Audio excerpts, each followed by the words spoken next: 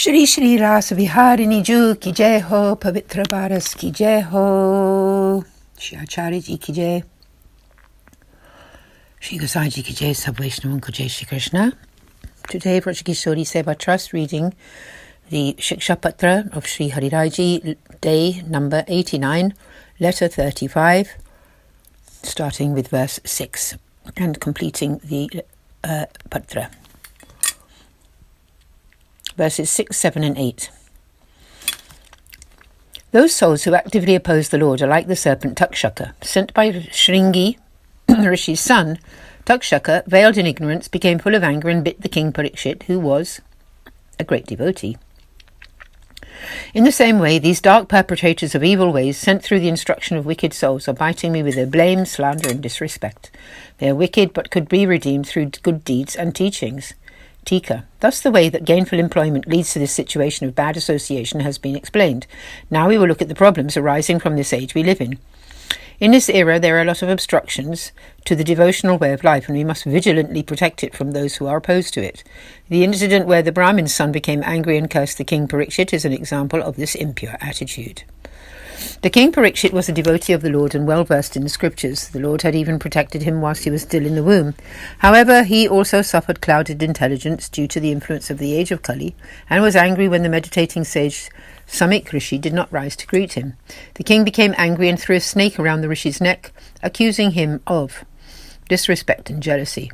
When the sage's son Shringi came to know of this, he also became enraged and cursed the king to be bitten by a snake and die in 7 days.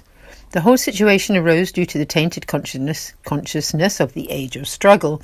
Otherwise, why would a devotee of the Lord behave in this way, or the Rishi's son utter such a curse? It was all due to the wicked times. In this way, the words of the corrupt beings are like snakes. Know it to be the influence of the age when such words are spoken with clouded judgment. Note. One may ask why the Lord did not protect King Parikshit from the snake, even though he had saved him in the womb. The institution of the 7-day reading of the Srimad Bhagavatam,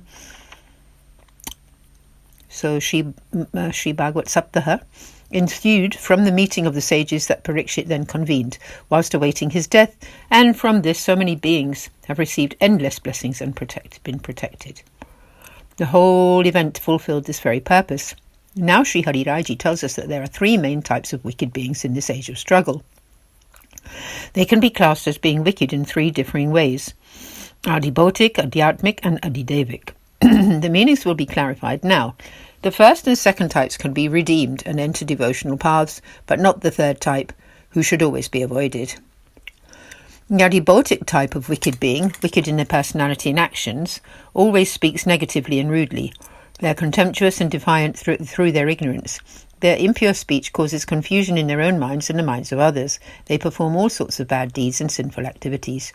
If such a being comes into contact with an accomplished devotee and learns how to perform service to the Lord, they can give up their rude way of speaking, lose their mental confusion, and through such good company can even soon enter the devotional path. Verse 9. The Adhyatmik type of wicked beings, wicked in their outlook and mentality, are devoid of proper knowledge but follow their own kind of knowledge, which is contrary to any righteous scriptural path. For them to change is difficult but not impossible, and they could someday learn the true essence of things. The mentally corrupt being is devoid of good knowledge and acts also from ignorance. If they meet an accomplished devotee, keep their company over a prolonged period, and make sincere efforts to understand what the devotee teaches them, then after an extended period of such practice, this type of wicked soul can be purified. Verses 10 and 11. The extremely corrupt-minded being, Adidevik type, who is devoid of love, cannot be rectified despite efforts made. A eunuch cannot become male through ingesting herbs. A person with all 3 bodily humours disturbed cannot expect to live. In the 3 ways, a being with not a single jot of love or feelings cannot attain the Lord through hearing his glories or any other practice. Know those beings devoid of any love at all to be the most corrupt type of Adidevik rascal, spiritually rotten. They may have good association for many ages, but knowledge will not enter their heart. They are exclusively worldly and demonic, and their mind can never be attracted to the form of the Lord or the righteous paths that lead to him. To give a worldly example, a eunuch cannot turn to a man, however many herbs they might take, nor will these beings ever follow proper human pursuits or gain knowledge of anything related to the Lord. Excuse me, please.